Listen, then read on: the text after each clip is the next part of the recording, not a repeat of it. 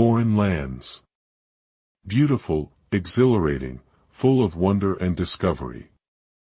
But sometimes, beneath the veneer of tourist attractions and vibrant cultures, lies something ancient, something dark, something that predates human understanding. Sometimes, when you venture far from home, you don't just find adventure, you find true terror. Tonight, we delve into 3 such chilling accounts, from travelers who came face to face with the unspeakable in places far from anything they knew.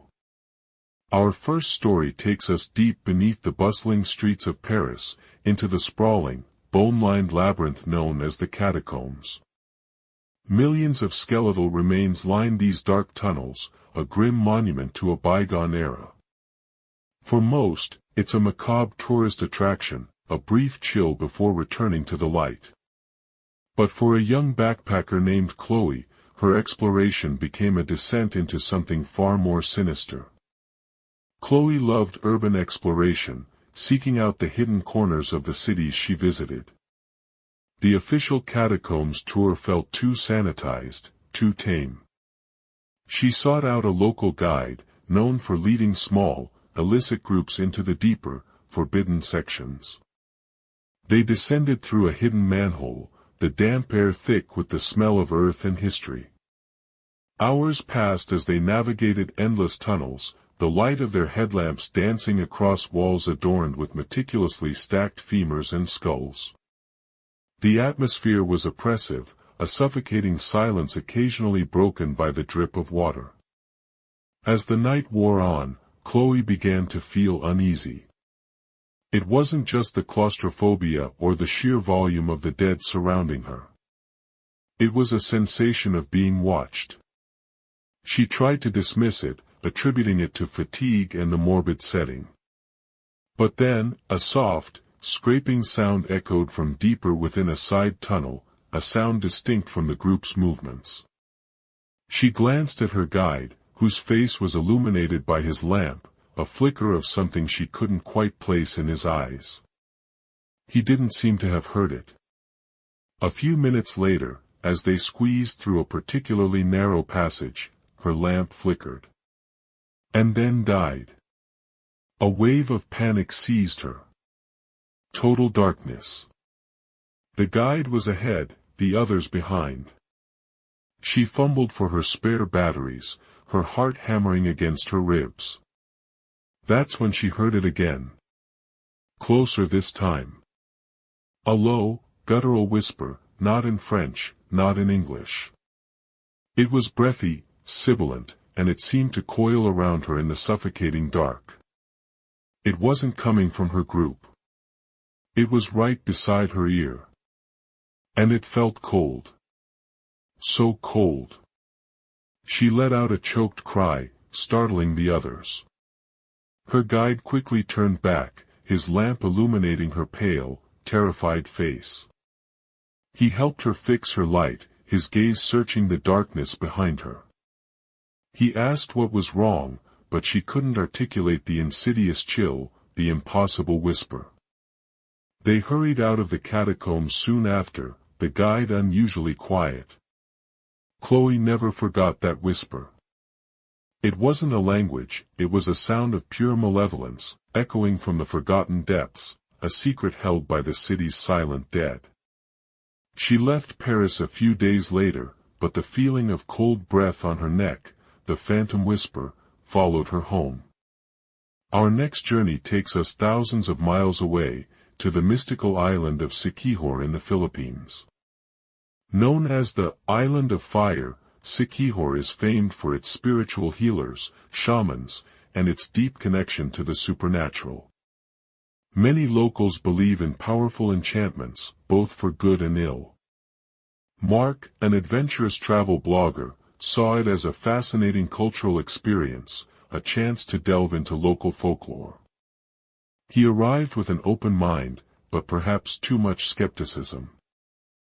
He'd heard stories of old women, the Mangkukulam, who could weave curses with a whisper and a touch. He considered it quaint superstition, until he decided to visit a secluded village known for its most potent practitioners. He sought out an elderly woman, her eyes dark and piercing, who offered to perform a traditional blessing for his travels. Mark, always looking for content, filmed the ritual, the burning herbs, the chanting, the old woman's intense gaze. He politely declined when she offered to read his fortune, sensing a subtle shift in her demeanor when he refused. He felt a strange tingling in his hand as she touched it during the blessing, but dismissed it as part of the theatricality. Days later, back in the bustling city of Cebu, Mark started to feel unwell. A creeping fatigue, a persistent cough that wouldn't clear, and a strange, itching rash that appeared on his right arm, the same arm the old woman had touched. Doctors found nothing definitively wrong, attributing it to travel stress or a minor infection. But the symptoms worsened. The rash spread, becoming red and inflamed, and the cough deepened, racking his body. He felt a profound sense of dread, a feeling that intensified with each passing day. He started having nightmares, vivid, horrifying dreams of the old woman's eyes, watching him from the shadows. Desperate, he confided in a Filipino friend, who immediately recognized the pattern. "You've been cursed," his friend said, his voice grim. "You disrespected a mangkukulam. You must go back to Siquijor. Quickly." Mark, a man of science, scoffed at first, but the escalating terror and the inexplicable illness forced him to reconsider. He returned to Siquijor, seeking out a different, benevolent healer this time. The healer performed a ritual of cleansing, chanting and anointing him with oils, finally explaining that the old woman had placed a mild curse on him, a warning, perhaps for his skepticism or intrusion. It was reversible, but only if acknowledged and addressed. Mark felt a gradual easing of his symptoms, both physical and psychological. He never fully recovered his easy skepticism. He learned that some traditions, some beliefs, are not just stories.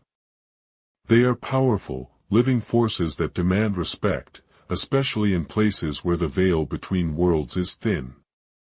Our final chilling tale transports us to the vast, isolated expanses of the Australian Outback. A place of stunning beauty, but also ancient, raw wilderness, where civilization feels like a fragile illusion. Sarah, an experienced ranch hand from Canada, took a job on a remote sheep station in Western Australia, hundreds of miles from the nearest town. It was the solitude she craved, the endless horizons, the silence. But in that silence, she found something else entirely. The station itself was old, a collection of ramshackle buildings under an enormous sky. Her closest neighbor was a full day's drive away. Days were spent wrangling sheep, fixing fences, and battling the relentless sun. Nights were spent under a blanket of stars so thick it felt like she could reach out and touch them. But as weeks turned into months, the silence began to feel less peaceful and more watchful. Strange things started to happen. Her dog, a usually fearless Kelpie, would occasionally whimper and refuse to go into certain areas of the property, its hackles raised, staring intently at nothing. Tools would go missing, only to reappear in impossible places. And then there were the sounds. At first, she thought it was the wind, whistling through the empty plains. But these were different. Low, guttural growls that seemed to vibrate through the earth, coming from no discernible direction. Sometimes, a high-pitched, almost mournful wail would echo across the vast darkness, a sound that made every hair on her body stand on end. The other station hand, an older Aboriginal man named Caden, was always quiet about these things. One evening, after Sarah described a particularly terrifying growl, Caden simply looked at her with solemn eyes. "The land has a spirit," he said softly. "An old one. It doesn't like us here. We are guests, but it remembers when we weren't." One night, the fear became tangible. Sarah had gone out to check on a section of fence damaged by kangaroos. It was late, the moon was barely a sliver. As she worked, she felt an intense, crushing pressure, like a heavy weight on her chest. The air grew cold, despite the desert heat.